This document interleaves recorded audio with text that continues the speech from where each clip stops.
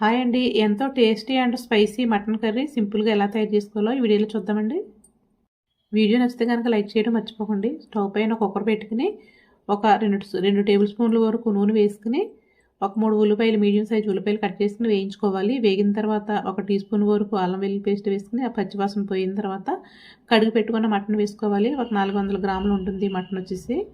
తర్వాత కొంచెం మగ్గించుకోవాలి. మగ్గిన తర్వాత ఒక 2 టీ స్పూన్లన్నర కారం వేసుకుని, ఒక టీ స్పూన్ వరకు ఉప్పు వేసుకుని, ఒక 3/4 గ్లాస్ వాటర్ పోసేసుకుని బాగా కలుపుకుని మూత పెట్టుకుని విజిల్ పెట్టుకోవాలి. మంటని మీడియంలోకి మార్చుకుని 5-6 విజిల్స్ వేయించుకోవాలి. తర్వాత మనం మసాలా పొడి రెడీ చేసుకుందాము.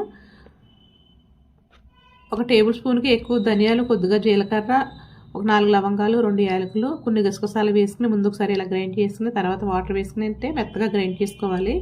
అప్పటికప్పుడు గ్రైండ్ చేసుకుంటే కనుక కర్రీ చాలా టేస్టీగా ఉంటుంది. తర్వాత విజిల్ తీసుకుని మసాలా వేసేసుకుని మళ్ళీ ఇంకో 2 విజిల్స్ వేయించుకోవాలి.